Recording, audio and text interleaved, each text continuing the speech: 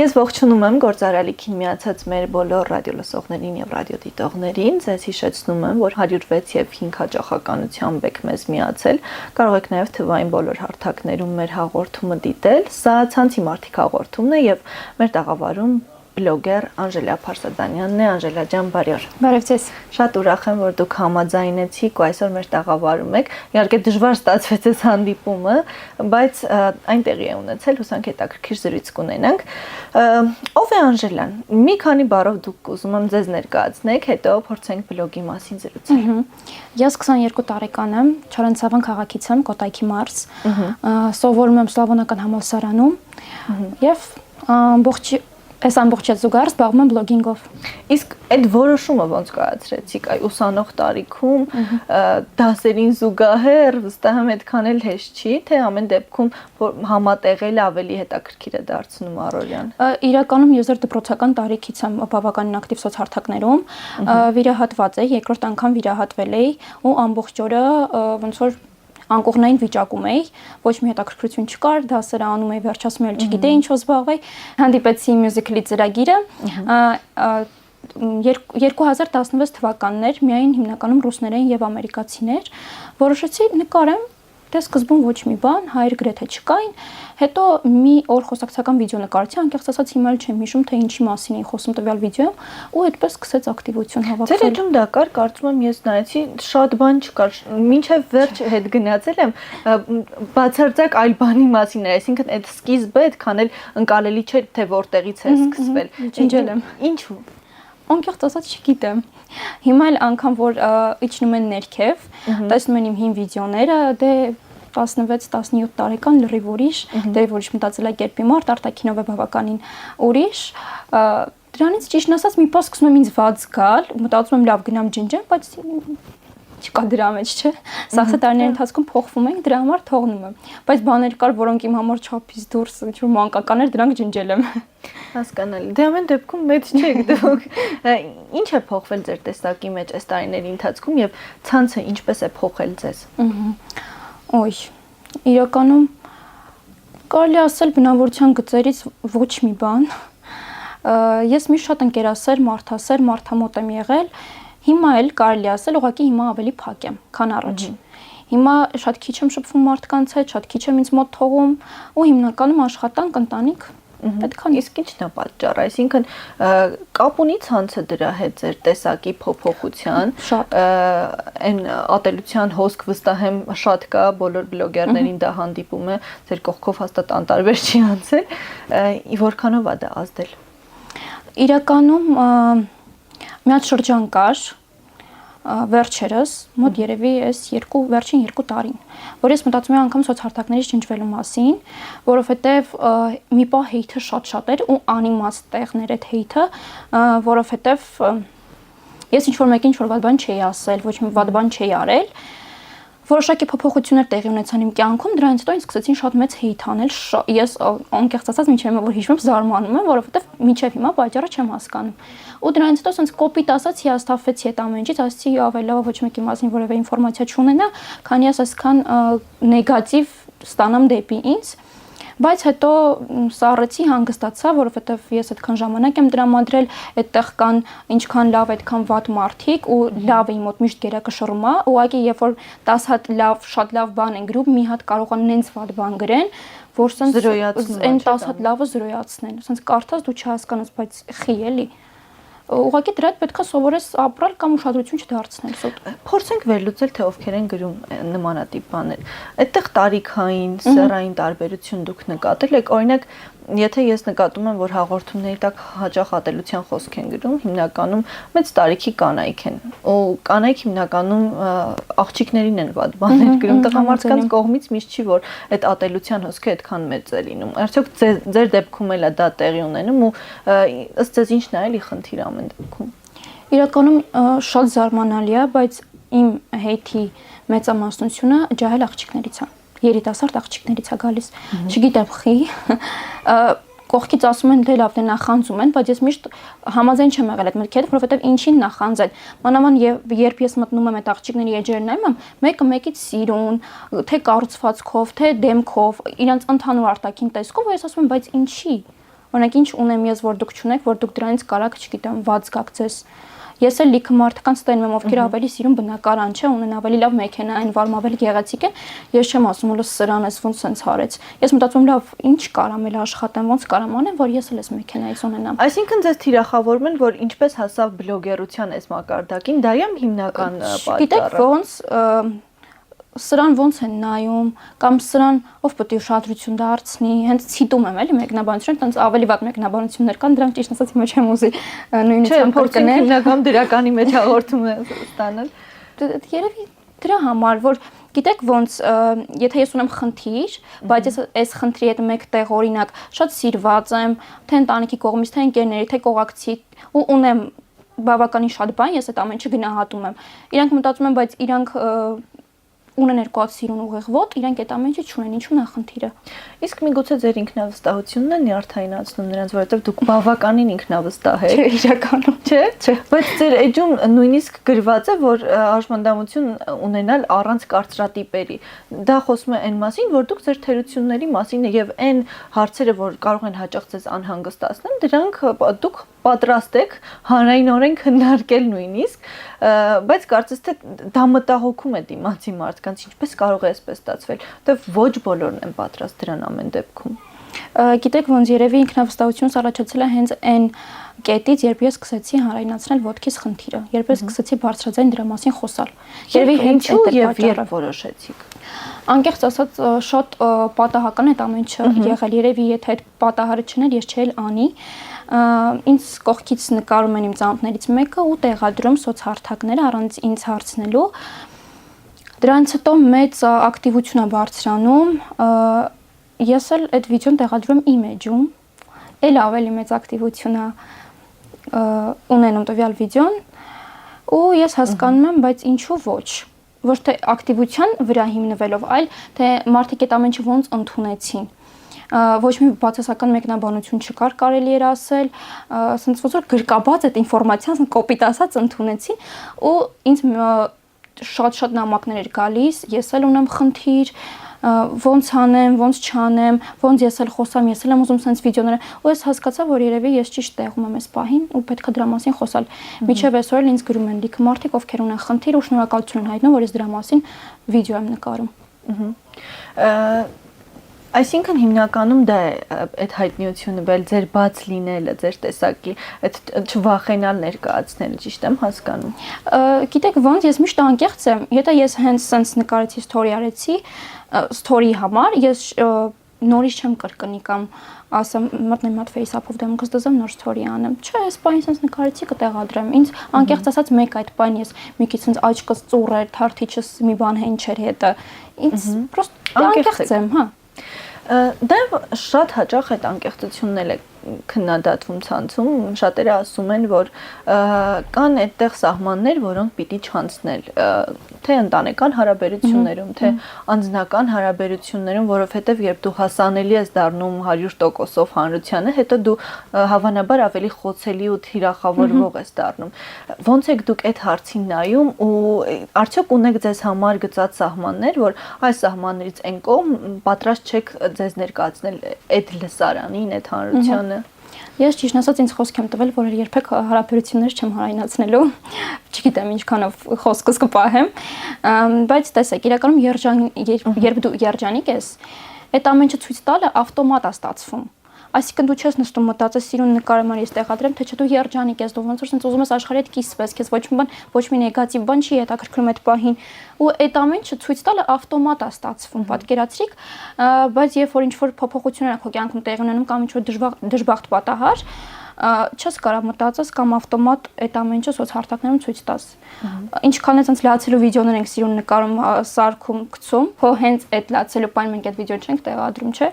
Եղել է լիքը դեպքեր, որ ես ուղղակի չեմ մացել ոնց անեմ, ոնց առաջ գնամ, մտածում եմ լավ սաղ ջնջում եմ, всё մոռացի, քեզ ամեն ինչ պետք չի, ու ես այդ ամեն ինչ չեմ խոսալու։ Այսինքն չենք կարելի համեմատենք ուրախ ժամանակ ինչ տեղադրեցիր ու եթե ինչ որ դեպք ա եղել այդ ժամանակ ինչ տեղադրեցիր։ Ուղղակի դու արդեն այդ հետևանքները, քո ուրախ ժամանակ, երջանիկ ժամանակ վիդեոների, սթորիների հետևանքները դու ստանում ես այն ժամանակ, երբ այդ ամեն ինչը չի լինում։ Այո, լսան ավելի պահանջատեր է դառնում, երբ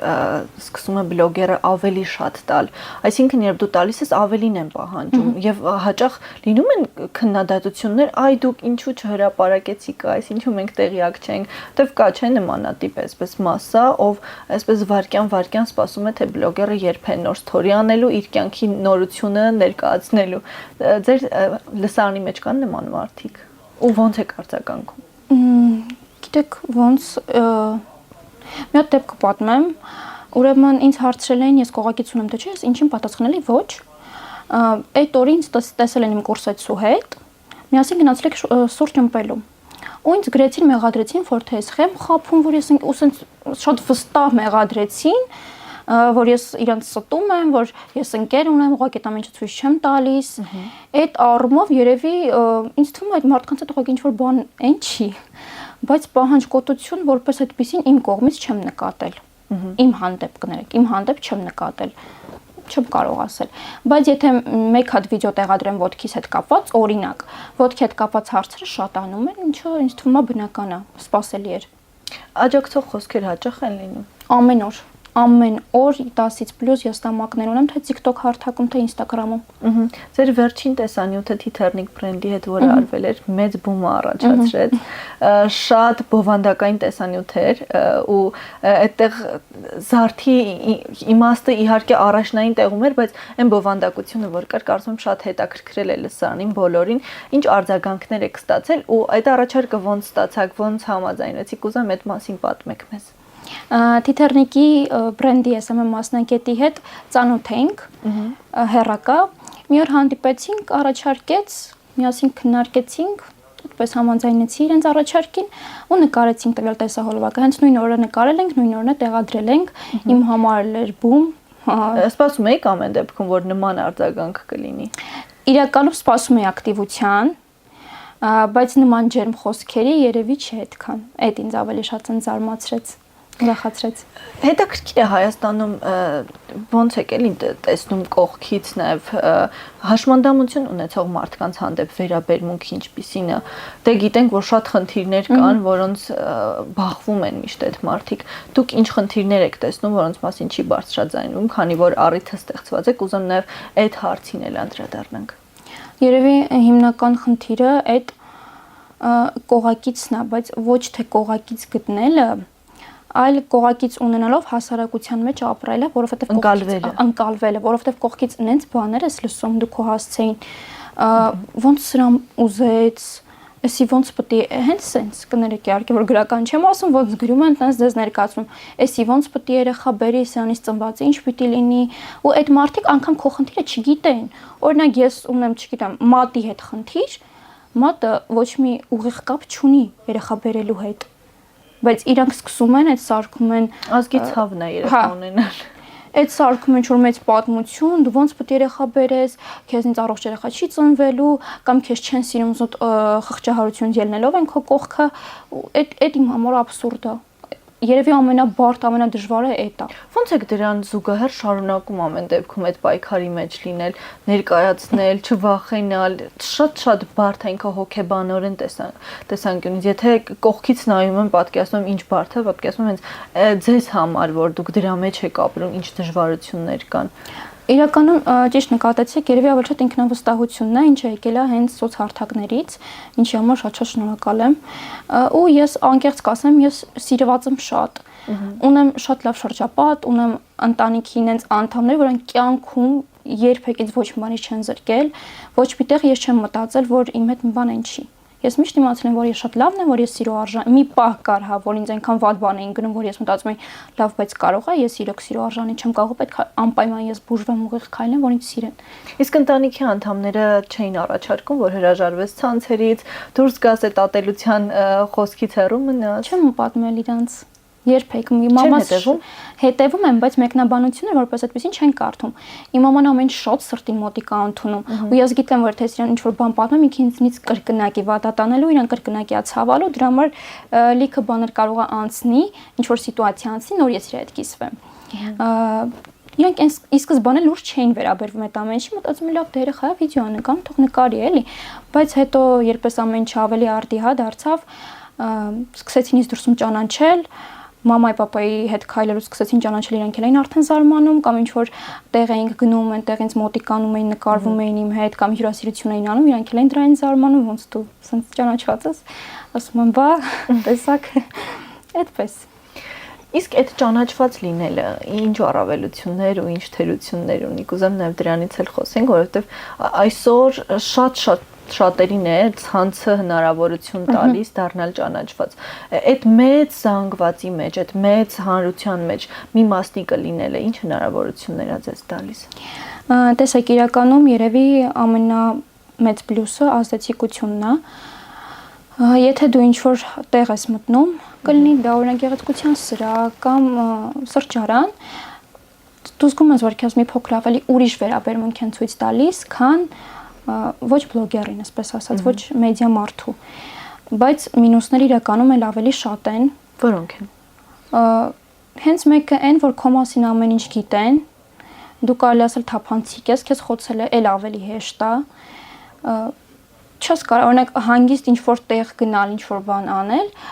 չես կարող, որտեղ այդ բանի մտածում ես դու բլոգեր ես, դու մեդիա մարդ ես, քեզ պետք է ավելի ձիգ պահես, քեզ պետք է ավելի կոռեկտ պահես, որ կողքից հանկարծ ուրիշ բան չմտածեն։ Այո։ Իսկ այդ թափանցիկությանը զուգահեռ որն է բլոգերի զրահաբաճկոնը, որ միշտ պաշտպանում է։ Ինչ որ հատկանիշ, ինչ որ գործողություն, ինչով եք դուք պաշտպանվում հանրությունից։ Ես մի հատ sense ադատ ունեմ, կոպիտ ասած, ես հենց վատ եմ լինում, ես կորում եմ։ Հոգեբանորեն, եթե ես վատ եմ լինում, ես ինձ ժամանակ եմ տալիս, ասում եմ քեզ 2 օր ժամանակ մտնում ես սենյակ, եթե քեզ 2 օր պետք է լացել հանգստանալու համար, մտնի սենյակ, 3-րդ օրը դուրս ես գալի, իբր ոչ մի բան չի եղել։ Ու ես այդ հեռախոսել եմ դնում մի կողմ, ոչ մտնում Instagram, ոչ TikTok, ինչ որ ֆիլմ կարողա դիտեմ կամ podcast լսեմ, ու այդպես ինձ հանգստացնեմ։ Ու այդ ժամանակ ես չեմ կիսում ոչ մեկի հետ։ Տունն էլ մաման շատ է դրանից նեղանում, ասում է գալիս ես տուն, սենյակից դուրս չես գալի, դեմքդ չեմ տեսնում։ Ուղղակի այդ ժամանակ ես եթե գնամ խոսամ, ես ավելի կվատանամ։ Ինձ պետքա պրոստը սարալ, հանգստանալ ու վсё, առաջ գնալ։ Կարծում եք բլոգերի մասնագիտությունը ավելի ընկալելի է դարձել այսօր հանրության կողմից եւ որպես մասնագիտություն ընկալում են։ Իրականում բոլորը ամեն շատ պայծառ են պատկերացնում կողքից։ Ես ինքս էլ միջև երևի այս ամեն ինչի մեջ մտնելը լիովին, բայց այդ իրականում այդպես չի, շատ հոգնեցուցիչ է, դու տարբեր տեսակի, տարբեր աշխարհայացի բնավորության մարդկանց հետ ես շփվում ու դու պետքա պատրաստ լինես ցանկացած մարդու հետ լեզու գտնելու։ Կլինեն դա գործատուներ, այլ բլոգերներ։ Ինչի հոգեբանել լինես փաստորեն։ Կարելի ասել այո։ Կամ օրինակ մտնում ես ուղիղ եթեր, պետքա կարողանաս քեզ մաքսիմալ զուզ պահես։ Ես չեմ ընդունում, երբ որ TikTok-ում մտնում են ուղիղ եթեր ու կատարվում է մի հատ, չգիտեմ ոնց մեղմ ասեմ, ահա որ բաներ, ահա որ լեքսիկոն, չեմ հասկանում ինչա տեղի ունենում առհասարակ այդ հարթակում, ինչպես է վերափոխվել այդ հարթակը ու ինչպես այդքան արագ ինչ որ ձևափոխումների ենթարկվեց։ Ոնց են բլոգերները, հայ բլոգերները այդտեղ գոյատևում։ Ուղղակի երևի մարդիկ լսել են, որ կարելի է շատ հեշտ տարբերակով գումար աշխատել ու փոխանակ վեր կենան, իրանց ծանր տեղից գնան ինչ-որ բան աշխատեն, իրանք նախընտրում են մտնել TikTok, ինչ-որ հիմարություն անել, այդ ամեն ինչը կարելի անել այլ ձևով։ Կարելի է գումար աշխատել TikTok-ի լայվում լրիվ այլ ձևով, ոչ թե հիմարությամբ կամ հետաքրքիր կոնտենտ ստեղծելով ի վերջ, թեկուզ, ոչ թե հիմարությամբ կամ ավելի աբսուրդ բաներով։ Ես այդ չեմ ընկալում։ Բաթլների դեմ ոչինչ չունեմ, բայց հիմարությունների դեմ թող վիրավորական չընջի, բայց այնտեղ երևի լավ 80%-ը երևի այդ բովանդակությունն է ու մարդիկ պարզապես այս տաղավարում էլ այս հաղորդման շրջանակում ովքեր կան բլոգերներից որ հարթակում են, ասում են որ իրենք վազքով մտնում են, տեսանյութը տեղադրում են, դուրս են գալի, որովհետև խուսափում են այդ հարթակում որևէ ձև ներկայացված լինելուց, որովհետև թե այնտեղի մասսան է տարբերվում իր գիտակցությամբ, թե վարքով, չգիտեմ, թե ավելի ասես վիրավորելու պատրաստական Բայց մեդալի մյուս կողմն էլ կա։ Տեսեք, եթե ինչ-որ բան կա, ուրեմն դա ունի պահանջարկ, չէ։ Այո։ Եթե մի հիմարություն մենք չնենք, դա չի լինի։ Իսկ մարդիկ անում են ինչ-որ հիմար բան, 1000 հոգի մտնում նայում է, ասում է 1000 հոգու հետ հետաքրքիր է, խի չանեմ։ Ու շարունակում են անելը։ Այսինքն ինձ թվում է դա էլ է նորմալ ու ամեն մեդալ ունի երկու կողմ։ Պետք չի դնել այդ մարդկանց մեղադրել, մի նայեք։ Ու նույնը կարծում եմ նաև Instagram-ում էլ կա, չէ՞։ Ուղղակի Քիչ տոկոսով իհարկե։ TikTok-ում շատ են անծանոթ մարդիկ քեզ մոտ բերում, իսկ օրինակ Instagram-ում հիմնականում բերում են այն մարդիկ, որոնց որ դու հետևում ես։ Տարբերությունը երևի հենց դրանում է։ Անժելա ջան, ինչ փոփոխություններ կլինեն ձեր կոնտենտում, եթե իհարկե նման նպատակներ ունեք, եւ ո՞նց եք ձեր կոնտենտը ստեղծում, այ առավոտ արթնանում եք, որոշում եք, այս բանը պիտի անպայման նկարեմ, թե այտենց ամիսներով մտածում եք ինչ որ մի տեսանյութի շուրջ, ո՞նց է այդ ամենը տեղի ունենում։ Կուլիսային կյանքն է հետաքրքիր։ Չէ, իրականում փորձում եմ ամեն ինչին ավելի թեթև նայել, որովհետև եթե ինչ-որ բանի վրա ֆիքսվեցիր, երբեք գոհ չես լինի։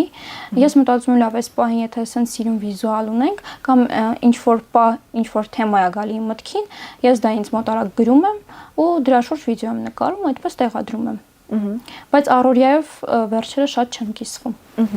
Շատ լավ, իսկ ձեր հետևորդների հետ ինչ հարաբերությունների մեջ եք ու ո՞նց եք փորձում այդ կապը պահել ամեն դեպքում, այդ ինտերակտիվությունը, ֆիդբեքերին ոնց եք արձագանքում։ Իրականում, քանի որ մեծամասնությունը ինձ մոտ աղջիկներ են ու այնպիսի մարդիկ են, ովքեր ինձ հետևում են 17-18 թվականից, մենք ասենք շատ ընկերական ենք, ինչ որ եթե ես մտնում եմ TikTok-ով live, մենք նենց ենք խոսում, նենց ենք շփվում, ոնց որ չգիտեմ, 10 տարվա ընկերներ լինենք, ու ես միշտ իրancs հետ մաքսիմալ անկեղծ եմ, իմ կյանքից կարող եմ ինչ որ տարօրինակ պատմություններ պատմեմ։ Պահանջում եմ, բայց դեռ պատրաստ չեմ։ Հետաքրքիր է իրականում։ Իսկ բլոգերային համայնքը, եթե այսպես ամբողջի մեջ վերցնենք, Հայաստանում մեր բլոգերները արդյոք համաշխարհային այդ տեմպին զուգահեռ են գնում, թե մենք ինչ որ խնդիրներ ամեն դեպքում ունենք, պիտի այս ուղղությամբ օրինակ ավելի շատ աշխատենք, այն ուղղությունը բաց է մնում, կամ այս մի ուղղությունը շատ լավ է մեզ մոտ ստացվում։ Ինչ եք դուք տեսնում որպես համայնքի մաս։ Իրականում անկեղծ գտնվեմ ու կասեմ, որ բլոգերների հետ որպես այդպեսին շփում չունեմ, իրանց կոնտենտին է շատերին չեմ հետևում, կան իրականում մի քանիսը, իհարկե կան մի քանիսը, որոնց հետևում եմ, որոնց հետ շատ լավ շփման մեջ եմ, բայց հիմնական առումով չեմ հետևում։ Ինչու՞։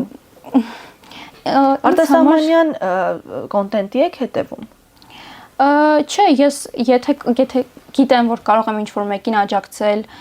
իմ հային, իմ կողքի մարդուն ինչ-որ բանով աջակցել ինքը վերելքի հասնի, ես հենց դա կանեմ, չեմ գնա, օրինակ ռուսին կամ ամերիկացուն աջակցեմ։ Չնայած դրա, որ իրենց կոնտենտը բնականաբար էլ ավելի որակով, էլ ավելի լավն է ու ինչ մտնում է Հայաստան, մտնում է արտասահմանյան, այդ ոչ մեկի համար գաղտնիք չի, ուղղակի ով առաջինը ինչ որ X կոնտենտ մտցնում է Հայաստան, վերջին այդ Իրանն է ու սկսում է այդ կոնտենտի համար կռիվ անել, չէ, այս ծառնիվն է, այն ծառնիվն է։ Ու իմ համար ընդունելի չի, երբ որ մարդիկ կարան միմյանցից խոսան ու շատ ահավոր բաներ խոսան, գաղտնիքներ ու հաջորդ օրը տնաս իրենք միասին կոլաբորացիա են նկարել։ Ու ես հասկանում եմ, որ ես ուղղակի չեմ ուզում այդ ամեն ինչի մեջ լինեմ։ Ես ավելի լավ է չունենամ բլոգեր ընկերներ, թող իմ լայքեր լինի 1000-ով քիչ, դիտումներ լինի 100-1000-ով քիչ, բայց ես ուղղակի այդ ամեն ինչի մեջ չլինեմ։ Լավ մեթոդիկա է։ Կարծում եմ։ Իսկ համալսարանում ձեզ ոնց են ընդունում։ Գլուխ կովում են, որ իրենց ուսանողը բլոգեր է։ Անկեղծ ասած չէ, ես համալսարանում այդքան շատ համալսարանական կյանքով չկամ այդ համալսարանական կյանքի մեջ, այսպես ասած, միայն իմ կուրսացիների հետ եմ շփվում։ Հատուկ ինչ-որ բան չեք նկատել ամեն։ Ճանաչում են, բայց դուրս որ գալիս եմ համալսարան, ասում են կներեք, կարող եմ ձեզ մի բան ասել, եղել է շատ դեպքեր, ասում հա իհարկե մոտիկանում են, ասում են ձեզ շատ ենք սիրում, դուք շատ լավն եք, դասախոսներ լինում են, որ ճանաչում են։ Հա։ Ոնց անել, որ համացանցում հետևորդների հետ այդ կապը միշտ լինի ու հիասթափություններ չլինեն փոխադարձաբար թե բլոգերի կողմից, թե հետևորդների կողմից, ոնց անել, որ այդ հարազատ միջավայրը լինի, ձեր մեխանիզմը որն է։ Անկեղծ ասած ինքս փորձում եմ այդ հարցի պատասխանը գտնել։ Ես շարունակում եմ լինել մաքսիմալ բաց, բայց բաներ կան, որոնցով դե բնականաբար էլ չեմ կիսվի, չեմ խոսա, բաներ կան, որոնց մասին ես էլ երբեք չեմ խոսա։ Ես ուղղակի անկեղծ եմ, եթե ես կարող եմ ինչ-որ մեկին օգնել, ես այդ պահին կօգնեմ, անկեղծ կպատմեմ լիքը պատմությունների մասին, իմ կյանքի մասին, ուղղակի կա որոշակի սահման, որ էլ երբեք չեմ թողի մուտք գործի Instagram կամ TikTok։ Facebook-ում կաք։ Հա, բայց որպես այդպեսին չեմ վարում Facebook։ Այսինքն TikTok եւ Instagram հիմնական հարթակները, որտեղ ներկայացված եք։ Իսկ ձեր կոնտենտը որտեղ է ավելի ընկալելի ու որտեղ է ավելի ալգորիթմները ձեր օգտին աշխատում։ եթե փորձենք վերլուծել։ Կարծում եմ Instagram-ում ավելի շատ TikTok-ում էլ չեմ կարող երևի ընտրություն կատարել, երկու հարթակներում էլ ինձ սիրում են շատ։ Երկու հարթակներում էլ ակտիվություն ունեմ բավականին։ Ուղղակի TikTok-ից լայվերը էլ ավելի ակտիվ են ու այնտեղ ոնց որ ինձ միշտ սպասեն լայվերում։ Համագործակցությունների մասով կուզեմ խոսենք։ Բաց եք բոլոր համագործակցությունների համար, թե այդտեղ էլ սահմանափակումներ ունեք։ Իրականում վերջերս ստացել էի ծխախոտի գովազդի առաջարկ,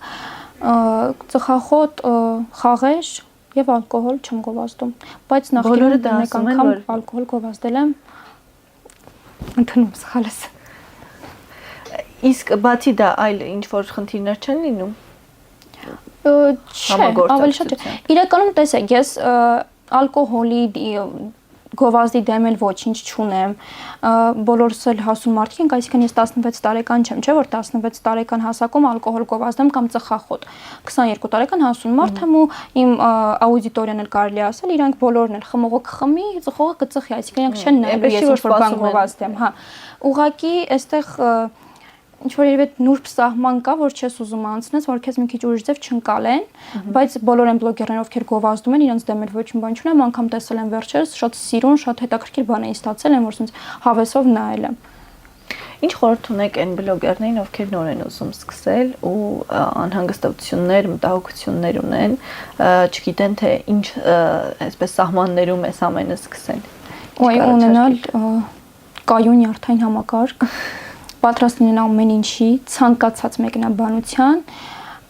բայց փորձել իրենց ուշադրություն չդարձնել։ Գիտեմ, դժվար է, շատ դժվար է, բայց պետք է։ Հիշում եմ հաղորդում էի նկարում հենց ատելության խոսքի մասին, հոգեբանի հետ էի զրուցում ու քննարկում ենք այդ հարցը ատելության խոսքին իրականում ոնց է ճիշտ արձագանքել թե չարձագանքել։ Այս դեպքում ձեր վերաբերմունքը ինչ անել, պարզապես անտեսել, չհետևել, չկարդալ, որովհետև դա էլ չի հեշտ, միշտ չես կարողանում անտարբեր անցնել ամեն դեպքում քո մասին հնչող կարծիքներից։ Ձեր այն բանալի գործողությունը որն է այս դեպքում։ Իրականում հաղորդման սկզբում հարցրեցիք թե ինչքան եմ փոխվել, հիմա նոր հասկանում եմ թե ես ինչքան եմ փոխվել։ Առաջ եթե ինձ ինչ-որ վատ բան էին գրում, ես դրանից կարող եմ մատումից պատմություն սարքեի, տարբեր վիդեոներ նկարեի, այդ մարդուն ստորի տեղադրեի, արդարանա ես իրան վիրավորեի, սենց, բայց հիմա ես այնքան հանգիստ եմ այդ առումով, անգամ եթե ինձ ինչ-որ վիրավորական բան են գրում, ես դրան մաքսիմալ հումորով պատասխանում եմ։ Եթե չեմ կարա իր գրածին հումորով պատասխանեմ, որովհետև չափից դուրս է, ուղղակի բլոկ եմ անում։ Օրինակ գրում են՝ «Այ թոփալ»։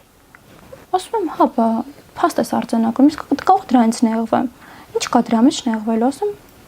բարև։ Okay, գրում են թոփալ շուն։ Ասում թոփալը հələ հասկացա, բայց խի շուն։ Դրա համար աղջիկներ են գրքին գրողները։ Հիմնական fake էջեր, բայց ես ավելի քան վստահ եմ, որ 95% աղջիկներ են։ Ցավոք, ցավալի է իրականում։ Շատ, որովհետև կանանց ուսերին է դրված ազգ դաստիարակելու խնդիրը, իսկ եթե այդ տեմպերով շարունակվի, կարծում եմ շատ վատ է լինելու։ Ինձ թվում է իրանք ուղղակի որոշ չափով կոմպլեքսավորված մարդիկ են, որ իրանք իրենց չեն ընկալում, մտածում են ում վիրավորեն, որ իրենց ֆոնին ավելի բարձր երևան կամ ավելի ինքնավստահ։ Միշտ այդպես է։ Շնորհակալ եմ ձեզ։ Եթե ինչ-որ բան ունեք ասելու ձեր հետևորդներին, մեր լսարանին խնդրեմ։ Ձեզ բոլորի գործերին հաջողություն ու ամենալավը։ Միշտ եղեք ինքնավստահ։ Շնորհակալ եմ շատ Անժելա ջան, մեզ լսողներին եւ դիտողներին հիշեցնեմ, որ ցանցի մարդիկ հաղորդումն եք լսում Գործարարալիքի եթերում իմ զրուցակիցը բլոգեր Անժելա Փարսադանյանն էր, իսկ ձեզ համար Մոնիկա Մամյանն էր աշխատում, այսքան այսօրվա համար հաջորդ շաբաթ կրկին կհանդիպենք, հաջողություն։